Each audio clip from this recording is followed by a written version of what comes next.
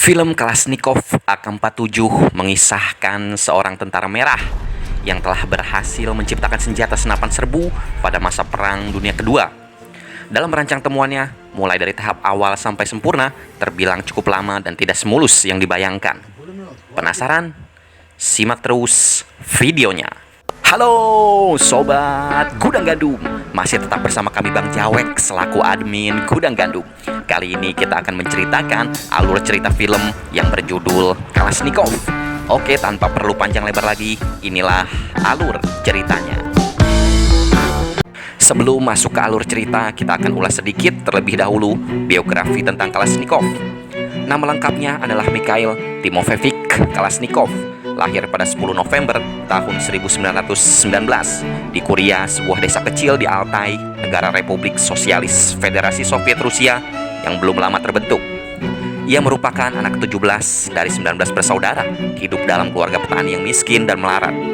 Meskipun hidup dalam kesusahan, Kalashnikov adalah seorang yang berbakat dan terampil sejak kecil. Dan siapa sangka, melalui tangan Kalashnikov lah senjata mematikan yang sangat terkenal bernama AK-47 tercipta. AK-47 merupakan kepanjangan dari automat Kalashnikov, sedangkan 47 merupakan tahun pertama kali senjata tersebut diproduksi, yaitu tahun 1947. Ia dicatat sebagai salah satu penemu terbesar dalam sejarah dan menjadi kebanggaan di negaranya.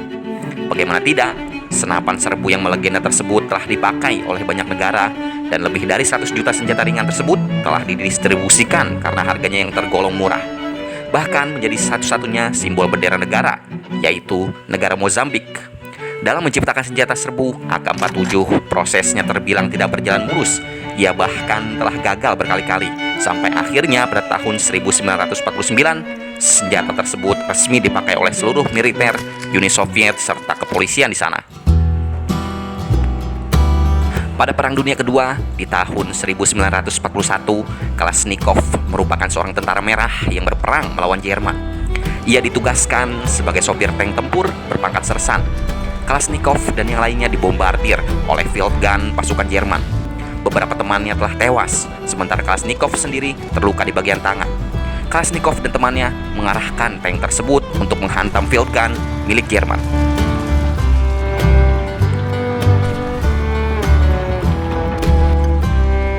Kemudian Kalashnikov menaiki truk bersama tentara merah lainnya setelah ia dirawat di camp oleh tim medis. Mereka berpapasan oleh sebagian tentara merah yang hendak mencari divisi infanteri ke-12. Kapten tersebut mengatakan di depan masih banyak pasukan Jerman yang masih berkeliaran. Kemudian truk yang ditumpangi mereka mengalami masalah. Kalashnikov dan seorang kapten pergi ke desa terpencil untuk mencari kuda. Di sana mereka menghadapi ketiga tentara Jerman. Kemudian senapan milik sang kapten terlihat macet dan ia tertembak. Kalashnikov melindunginya dari arah belakang. Mereka lalu mendapatkan kuda yang dibantu oleh warga sipil. Di sana Kalashnikov memeriksa senapan buatan negaranya yang baru saja diproduksi. Senapan tersebut tidak bekerja secara sempurna karena air telah masuk yang membuat peluru menjadi membeku. Dari sinilah ia melihat bahwa senjata milik mereka masih banyak kekurangan serta kalah jauh dengan Jerman. Ia berniat untuk menciptakan sebuah senapan serbu yang jauh lebih baik.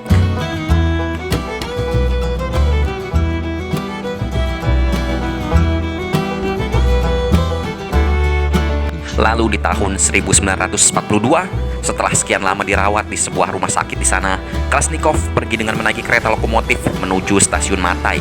Ia berniat untuk merancang senjata temuannya di sana, di sebuah depot kereta milik pemerintah Soviet.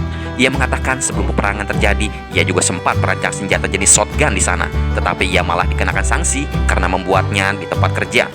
Ia yang tidak pernah menyerah, kali ini akan menciptakan senapan otomatis dan memperlihatkan rancangan gambar tersebut kepada teman-temannya.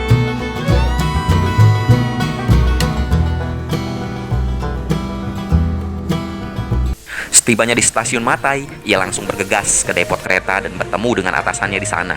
Ia memohon izin untuk membuat senapan tersebut, tetapi malah ditolak dan diusir karena sang atasan pernah ditahan oleh tim penyidik pemerintah akibat ulah Kalashnikov.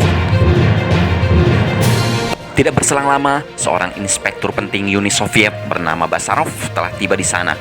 Bak disambut gayung, Kalashnikov kemudian memohon kepadanya agar diizinkan untuk membuat temuannya di depot kereta.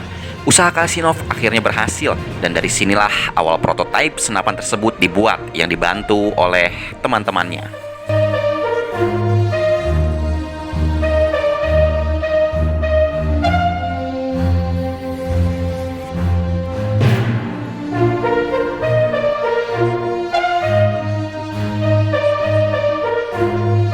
Kemudian mereka mencoba senapan yang baru saja dibuat tersebut. Usaha yang mereka semua lakukan ternyata membuahkan hasil.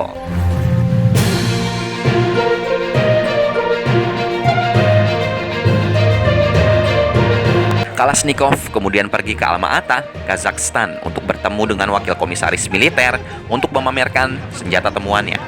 Tetapi di sana ia malah diremehkan oleh sebagian pegawai karena berasal dari anak petani yang tidak sekolah. Senjata temuannya kemudian dibawa untuk diuji coba oleh Kazakov.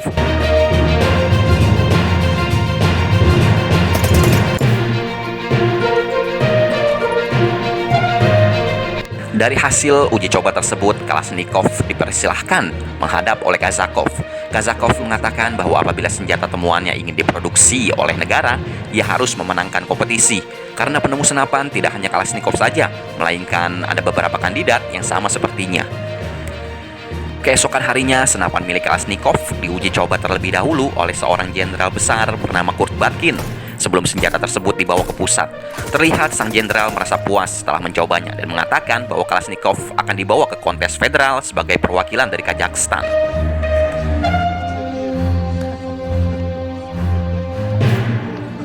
Tahun 1943, Kalashnikov telah berada di Moskow. Ia pergi ke tempat yang bernama Skrov Polygon bersama penemu senjata lainnya yang bernama Sudayev Alexei. Sudayev mengatakan senjata miliknya ternyata lebih ringan setengah kilogram dibandingkan dengan yang dipakai oleh mereka yang sedang berperang.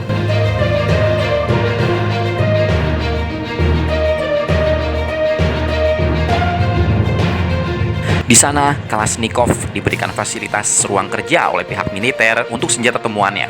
Kemudian ia dibantu oleh seorang desainer wanita yang bernama Katia Moiseva yang di kemudian hari menjadi istri Kalashnikov.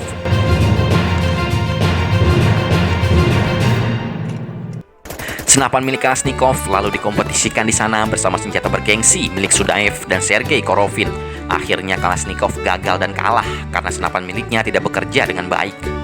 Lalu pada tahun 1944, Kalashnikov kembali ke Kazakhstan dan menghadap kepada Jenderal Kurt Batkin. Ia diberi izin untuk memodifikasi desain yang lebih baru dan difasilitasi sumber daya di sana untuk mengikuti kompetisi senjata nasional berikutnya. Komandan Kazakov beserta teman-teman yang lainnya juga mendorong Kalashnikov untuk melanjutkan pekerjaannya. Mereka mencoba senapan Kalashnikov kembali dan hasilnya jauh lebih baik dari sebelumnya.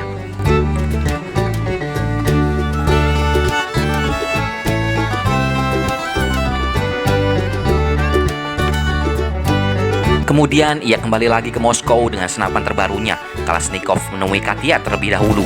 Keesokan harinya senjata dari semua peserta dikompetisikan. Hasil dari kontes tersebut, wakil insinyur bernama Vasily Fedorovich mengumumkan hasilnya. Dan ternyata tidak ada satupun kontestan yang menang dikarenakan semua senapan mereka tidak memenuhi persyaratan teknis. Meskipun demikian, para finalis dipersilahkan untuk mengembangkan temuannya masing-masing karena perang belum berakhir. Kalashnikov yang telah berjuang gigih terhadap temuannya sangat kecewa saat itu. Terlintas ada sedikit penyesalan terhadap jalan hidup yang ia pilih. Ia kemudian teringat akan tempat kelahirannya dan merindukan ibunya di sana.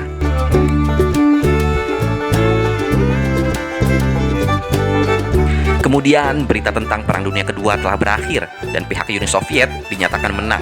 Semua terlihat senang di sana. Namun Kalashnikov merasa khawatir akan senapan yang ia temukan akan berhenti sampai di sini karena era perdamaian telah tiba.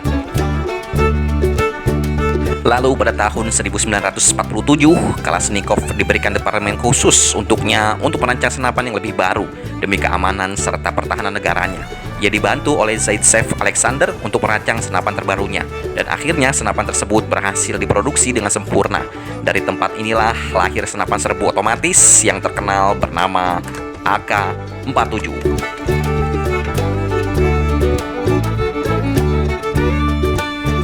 Kemudian Kalashnikov melakukan uji coba senapan miliknya, tetapi hari tersebut bukan gilirannya. Sampai akhirnya ia melakukan sebuah pelanggaran karena telah melakukan uji coba di tempat terbuka dan tanpa izin.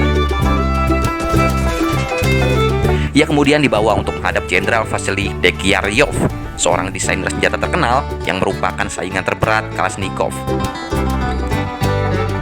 Sang jenderal ternyata sangat menghormati kemampuan Kalashnikov dalam menemukan senjata serbu otomatis hasil dari otodidak. Ia menunjukkan senapan miliknya. Sang jenderal mengatakan bahwa keunggulan desain serta prospek senapan milik Kalashnikov lebih menjanjikan bagi negara dibandingkan dengan senapan miliknya. AK-47 lalu diuji coba dengan sangat ekstrim. Mereka memasukkan senapan tersebut ke dalam pasir serta air. Senapan tersebut tetap bekerja dengan sangat sempurna. Tidak ada masalah yang datang dari senapan tersebut. Sampai akhirnya AK-47 dinyatakan lolos dalam tahap pengujian.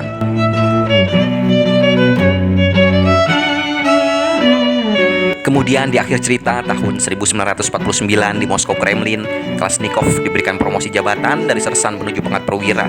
Kini senapan temuannya dipegang oleh para tentara setelah mereka mengujinya secara besar-besaran, sampai akhirnya diproduksi massal dan dikirim ke seluruh dunia. Ia kemudian diizinkan pulang kampung untuk menemui ibunya bersama sang istri bernama Katya.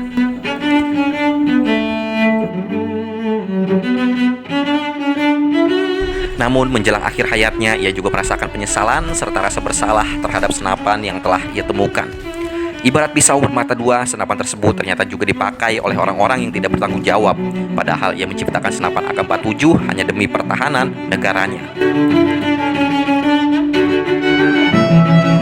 Kabarnya ia juga pernah bertemu langsung oleh perancang senjata senapan M16 pada tahun 1990 yang berasal dari Amerika Serikat. Setahun sebelum Uni Soviet runtuh, mereka berdua mengenal dengan baik satu sama lain, dan ternyata kedua orang tersebut sama-sama tidak sekolah serta merancang senjata secara otodidak. Nah, itulah alur cerita film Kalashnikov AK-47. Tetap dukung terus channel Gudang Gandum, karena kami akan selalu memberikan konten yang menarik, nyentrik, tapi bermakna. Sampai jumpa lagi di hari selanjutnya.